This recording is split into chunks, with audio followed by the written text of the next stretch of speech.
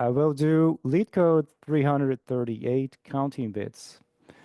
So in this question, I'm going to do some bit manipulation, but let's see how it goes. It's actually a question that in my solution, I will use just a loop to go over it. And then we will use something more of a mathematical approach in the sense that if you ever done something like, for example, when we do Fibonacci, you couldn't figure that out if you look at the answer for a problem that was smaller. Because if you know the answer for the very root solutions, for example, if I know the answer for n minus 1, I can do the answer for n. And you can keep going like that. If I can get the current solution, current answer, by looking back at the previous one that I had already computed. So that's kind of like the approach that I'm going to take. So this, we're given an array, an int n. So you want to build an array here such that you want to count the number of ones in the binary representation of I, where I goes from 0 all the way up to n. So if you give like n equals 2, I will be 0, 1, and then 2. And then the binary representation of 0 is going to be just zeros, which has no ones. So you're going to put 0 in the first element here. The second one is number 1, which is represented in binary as this. So there's only one 1. So you're going to put that here. Now, these are kind of the base cases, right? And knowing these two, we can actually compute all the others. So for the next one, it's going to be 2. The binary representation of 2 is like this. And you notice it's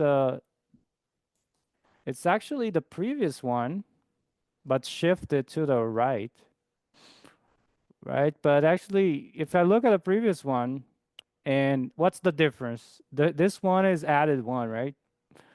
So it's just a 1 difference. But if you notice also, if I look at 0, 1, 2, I notice a pattern, even or odd, right? Evens end in 0 and odd ends in 1.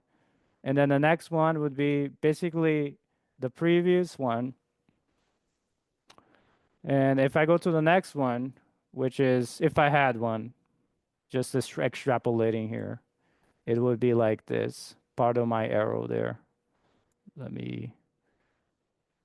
So in that case, it's basically the previous solution plus 1, right? Because you see there's a 1 here. So we already know the solution for the 2. That's just, there's 1, 1. So the 3, which is the next number, is basically the solution for the previous, right? The solution for 3 is basically the solution for 2, which I call f of 3 here. And you add a 1, right? So we can use this approach of n minus 1 looking back. All right, so, and by the way, if you don't know binary representation, I suggest you look it up. But basically, the way you figure out the numbers is by putting the powers of 2 here, like starting from 0, from the right to the left. And they all, and then you take each of the bits, multiply them, and add them up separately. For example, the 3 here is basically 1 times 2 to the 0 plus 1 times 2 to the 1, right? That gives us 3. That's why we represent as 0, 0, 1, 1. Since we don't have time to go over that much here, I'm going to skip to the solution right now. So we're asked to return an array of int. So let's create that. I'm using Java for the solution. So I'm going to make an array of ints, int square brackets. I'll call it counts equals new int. And the length here has to be n plus 1, right? Because we have to add that extra 1. Okay, so we allocate there. In Java, we initialize them all to 0. So,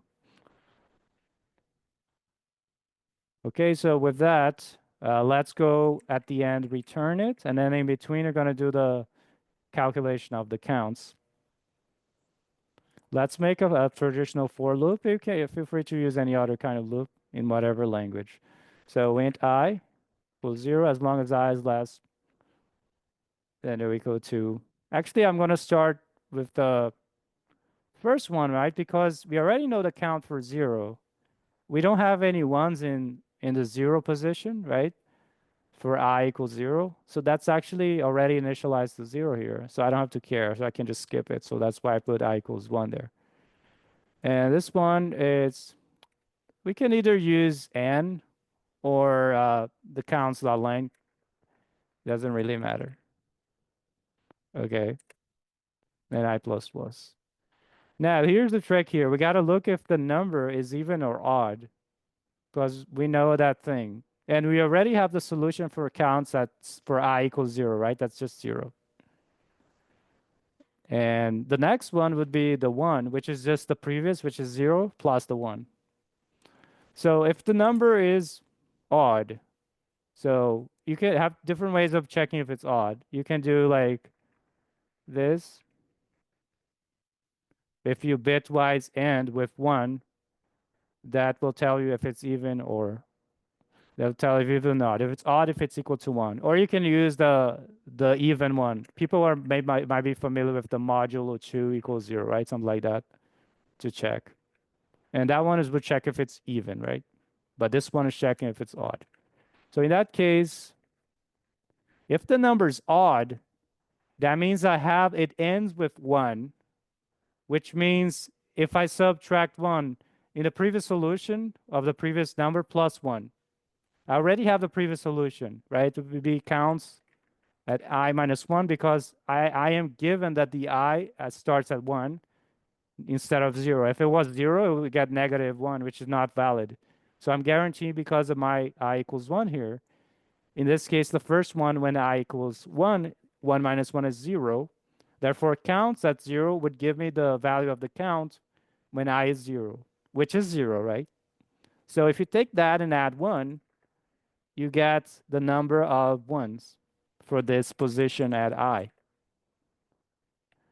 Okay, does that make sense? If try to write it down, like right in the beginning is going to be 0, right? And this 0 doesn't have any 1, so it's going to get 0 for this. And then plus 1, and you get 1, which makes sense because 1 in binary has only 1, 1, right? So the counts at I equals 1 is going to be 1. Makes sense? Now, what's the case when it's even? Else, even. Okay, for the even one, let's say 2, right? This one here, 2. So I had the 1, then I go to 2. What happens? When you add 1, you zero that, and then you carry the 1 to the left. But still, when it's even, it ends in 0. And but hey, isn't this count the same as this count, but just shifted? Because the 0 here doesn't really matter, right? If I shifted the even number to the right, all the bits to the right, that 0 would go away when it's still the same number of ones, right? So that's the thing we got to do. So if we know that the solution for 0, 0, 1, this binary number, in this case, is going to be just 1, which is this one. Then we know the solution for the 2. And that's precisely what I'm going to do. So basically, I'm taking a previous solution that I had already computed. So if I take the I, okay, I want to shift all the bits to the right. So the shift operator is the greater like this. And I want to shift once. So I put 1. Now, when I do that, I'm going to get, for example, if it's 2, I'm going to get 1, right? And what is the counts at 1? We already computed that, right? It's just 1 and 2. So we can store that for the counts for I, in this case, I being 2. All right? And it's basically for example, let me give a more concrete, maybe you understand. Let's suppose I would be 6. 6, how to represent that in binary? So it's 2 plus 4, right?